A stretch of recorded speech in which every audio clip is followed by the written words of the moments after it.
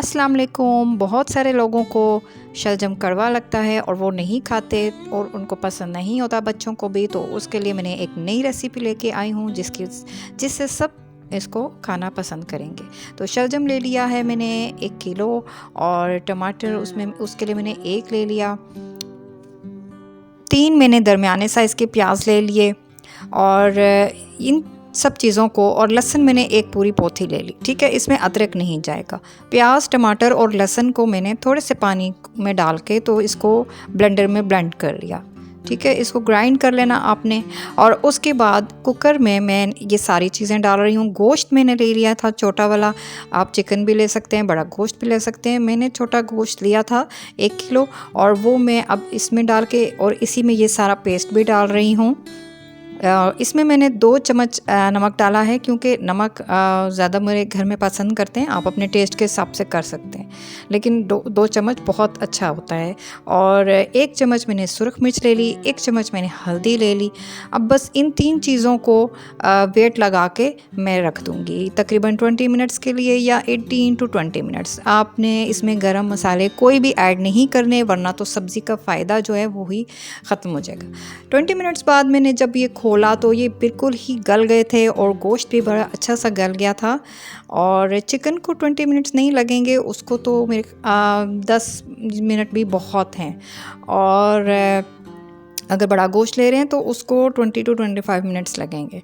तो अच्छे से मैंने इसको छोटा छोटा सा जो रह गया था उस शलजम को भी मैश कर दिया। बीच में बूटियाँ भी हैं, लेकिन गोश्त जो है वो अच्छा सा गला हुआ है, लेकिन उसको मैं नहीं छेड़ी अभी मैं सिर्फ इसमें कर रही हूँ मैश ये शलजम। ठीक है, और शलजम में जब अच्छे से मैंने इसमें ऑयल डाल दिया, जब इसका पानी सूख जाएगा ना तो फिर इसमें मैंने ऑयल डाला, और इसमें मैंने 1 चम्मच ज़ीरा डाला सफ़ेद, और 1 चम्मच सूखा धनिया डाला। ठीक है, इससे बहुत अच्छा टेस्ट आता है खानों में। ये आप हर खाने में डालें, इससे बहुत अच्छा फ्लेवर इन दोनों चीज़ों से आता है। दोनों मैंने भूनी हुई थी, और उसमें आपने मेरी वीडियो देखी थी जिसमें मैंने ये चीज़ें भूनी थी, तो उससे फ्लेवर थोड़ा और अच्छा आ जाता है।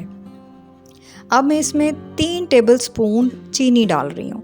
चीनी मैं क्यों डाल रही हूँ? इसलिए कि इसका कड़वापन जो है और इसका जो जायका अजीब सा लगता है बाज़ लोगों को, वो नहीं आएगा। चीनी के साथ बहुत ही ज़बरदस्त किस्म का टेस्ट आएगा। ये मीठा भी नहीं होगा, लेकिन बहुत अच्छा होगा।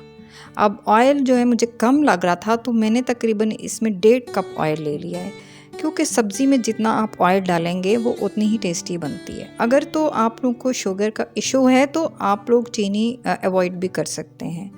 साथ ही मैंने 6 अदद हरी मिर्चें ले ली, और हरा धनिया भी आप ले सकते हैं, और उसको अच्छी तरह से भूनना है। इसमें ऑयल का जो पानी है सब्ज़ी का वो सुखाना है, और ऑयल जब ऊपर आ जाए तो सब्ज़ी रेडी है। मैंने इसमें कोई पानी नहीं डाला, मैंने इसमें कोई एक्स्ट्रा टमाटर नहीं डाले, सिर्फ 1 ही टमाटर डाला है। तो उसी से देखें इतना ज़बरदस्त और इतना ही ये टेस्टी सालन है। आप इसको देसी घी वाली रोटी के साथ, यानी तवे से उतार के ना उस पर घी लगा के हल्का सा, और उसके ऊपर ये रख के खाएं, और मुझे दुआएं दें।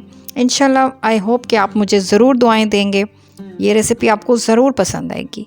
ये बहुत ही लजीज बनती है, हर बच्चा छोटा बड़ा सब इसको पसंद करेंगे इंशाल्लाह।